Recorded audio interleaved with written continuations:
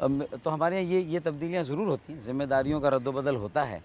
लेकिन किसी भी एक रोज़ अल्लाह का शुक्र है कि कायद तहरीक अल्ताफ़ भाई ने और राब्ता कमेटी ने सलाह-मशवरा किया। गवर्नर डॉक्टर इशरतुल इबाद कराची पोर्ट के बाद कुछ सामान जो बाहर से इम्पोर्ट हो रहा था, वो पोर्ट कासिम जाने लगा। वहाँ एक टर्मिनल प्राइवेट सेक्टर में ऑपरेट करने लगा।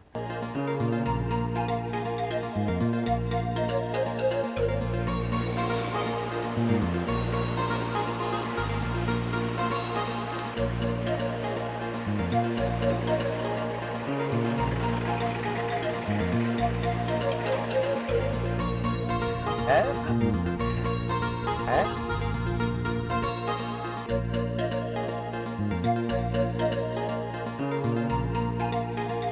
भी कुछ कर हमें टाइम भी दे बैठे हमारे पास थोड़ी देर हैं 5 मिनट कभी नहीं बैठता 5 मिनट तो बैठे। हमने फारूक भाई के साथ अपनी लाइफ ओवरऑल कर ली है। टाइम की पाबंदी जो थी रहना, रूटीन से जिंदा रहना, सब तरतीब आया, ये पूरा चेंज हो गया। शौक से तो केला और बैगन और भिंडी भिंडी दाल। आपको पार्टी ने एक अरसे तक मुअत्तल किए रखा, फिर दोबारा डिप्टी कन्वीनर बना दिया। इस कदर मुनज़्ज़म जमात में दो अमली क्यों? मेरे ख़्याल में मुझे कभी भी पार्टी ने मुअत्तल नहीं किया। ये है कि हमारे यहाँ ओहदों में तब्दीलियाँ ज़रूर होती रही हैं। एक वक़्त ऐसा था कि जब मैं डिप्टी कन्वीनर था, मेरे साथ आफ्ताब अहमद शेख भी थे और नसरीन जलील भी थी। तो हमारे यहाँ ये तब्दीलियाँ ज़रूर होती हैं, ज़िम्मेदारियों का रद्द-बदल होता है।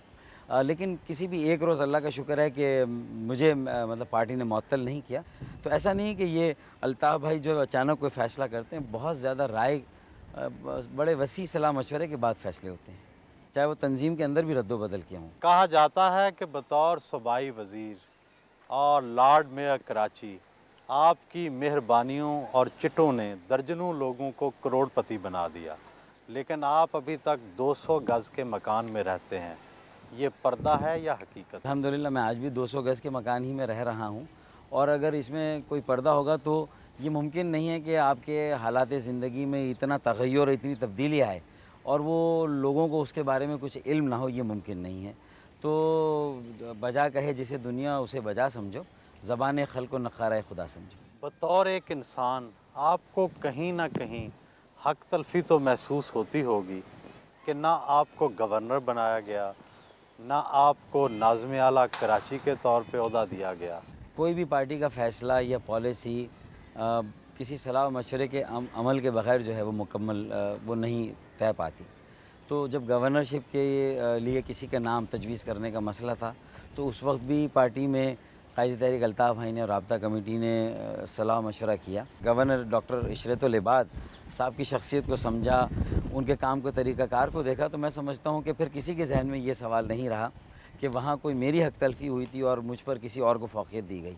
इसी तरह नाज़िम आला के ओहदे के लिए भी बेशक मेरे पास पार्टी में किसी भी इंतज़ामी या सरकारी ओहदे के लिए सबसे ज़्यादा तजुर्बा है, क्योंकि मैं बहुत कम उम्री में मुझे लॉर्ड मेयरशिप का जो है वो पहले ही जो है वो मुझे ज़िम्मेदारी दी गई और मुझे आज़माया गया था और वो एक अच्छा दौर था जब 88 से लेकर 92 तक। आप करप्शन के इल्ज़ाम में जेल में रहे, दाल में कुछ ना कुछ काला तो ज़रूर होगा। All is well that ends well वाली बात है। केस की नौयत थी वो ऑक्ट्रॉय के कॉन्ट्रैक्ट के सिलसिले में थी, जब मैं सीनियर वज़ीर था सूबाई हुकूमत में 97 था 98, कोई 56 करोड़ का कॉन्ट्रैक्ट था और ये इल्ज़ाम आया था कि कोई 3 करोड़ रुपए का इजाफ़ी फ़ायदा ठेकेदार को पहुंचाया गया था और कॉन्ट्रैक्ट के एक पहलू से कोताही बरती गई थी। वो पहलू ये था कि अचानक जब कॉन्ट्रैक्ट दे दिया गया उसके 3 माह के बाद कराची पोर्ट के बाद कुछ सामान जो बाहर से इंपोर्ट हो रहा था वो पोर्ट कासिम जाने लगा। वहाँ एक टर्मिनल प्राइवेट सेक्टर में ऑपरेट करने लगा। उसके नतीजे में उस कॉन्ट्रैक्टर को कुछ फ़ायदा ज़रूर पहुँचा था। लेकिन जब ये सारे मामलात सामने आए तो सुप्रीम कोर्ट ने मदाखलत की और सुप्रीम कोर्ट ने हाई कोर्ट को ये गाइड किया कि ये जो फाइनेंशियल ट्रांजैक्शन हुई है ये बहुत ट्रांसपेरेंट थी, ये तमाम कानूनी तकाज़ों के मुताबिक थी, कोई मैलाफिडी नहीं थी। तो ये बिल्कुल बहुत क्लियरली ये बात सामने आई।